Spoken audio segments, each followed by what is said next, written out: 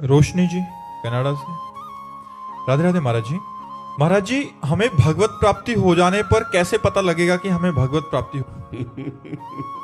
जब अपने को भगवदानंद की अनुभूति हो जाती है तो अपने आप अपने को पता चल जाता है अब कुछ नहीं चाहिए, मिल गया जो प्राप्त होना था।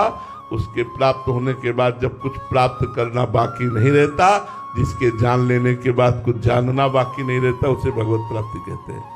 और वो स्वयं को होती है। तो स्वयं में ब्रह्मभूता प्रसन्न आत्मा न सोचती न कांक्षति, उसकी स्थिति होती, वो अपनी स्थिति को देख रहा है तो उसमें दूसरा कोई बताने की थोड़ी जरूरत है कि दूसरा फोन करके बोलेगा, दूसरा कहेगा तुम भगवत प्राप्त हो। वो तो खुद अपना हृदय अनुभव में आएगा, अंतःकरण स्थिति बता देगी कि भगवत प्राप्त हो गया, तत्वबोध हो गया। अपने आप को होता है अनुभव, अपने आप से अपने आप को अनुभव होता है। वो किसी और से थोड़ी बात होती है, किसी और के जलाने की थोड़ी बात होती है। हाँ, उसके कुछ लक्षण हैं।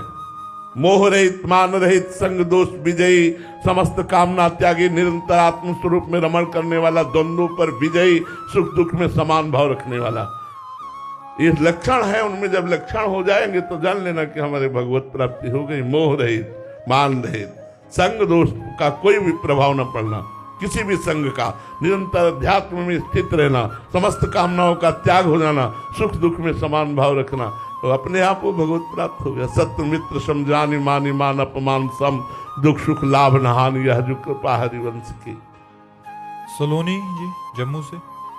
राधे राधे महाराज जी। महाराज जी, परमार्थ में चलने वाले साधक के लिए मन की स्थिरता या व्याकुलता में से कौन सी स्थिति अधिक सहायक होती है? व्याकुलता तो परिणाम है, व्याकुलता कोई साधन है क्या? साधन का परिणाम है व्याकुलता।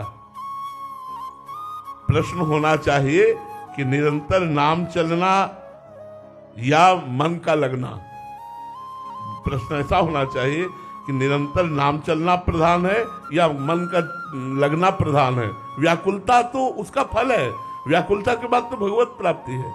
जो व्याकुल हो गया प्रभु के लिए, क्षण क्षण विरह, क्षण क्षण लालसा, क्षण क्षण व्याकुलता, वो तो भगवत प्राप्ति के नजदीक पहुंच चुका है। प्रधानता जिह्वा से निरंतर नाम जप की होनी चाहिए, मन लगे ना लगे। निरंतर यद जिह्वागे वर्तते नाम तुभ्यम, नाम जी जप जागे जोगी। नाम जी में निरंतर चल रहा है, इससे व्याकुलता आ गई तो फिर क्या कहना है, आप बिल्कुल नजदीक हैं। व्याकुलता विरह भगवत प्राप्ति के बिल्कुल नजदीक है। जिस समय व्याकुलता बढ़ जाएगी उसी समय भगवत साक्षात्कार हो जाएगा।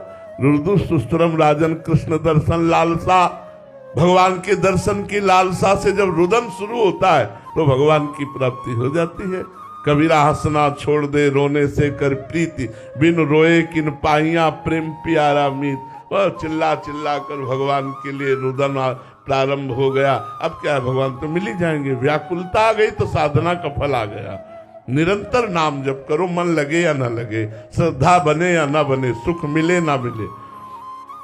इस मार्ग में हमें एक महात्मा के दो वचन बहुत अच्छे लगे।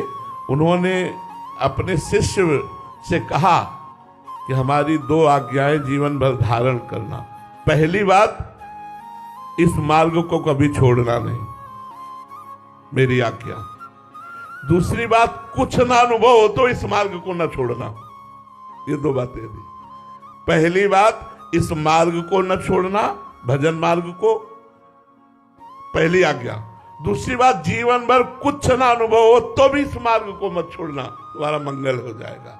हो सकता है जीवन में हमारे ऐसे अनंत जन्मों के पाप हो कि भजन करते हुए भी कुछ अनुभव नहीं हो रहा, लेकिन परिणाम में हमारा मंगल हो जाएगा। तो हमें इस मार्ग में चलते रहना है, इस मार्ग को छोड़ना नहीं है, तभी हमें भगवत प्राप्ति हो जाएगी।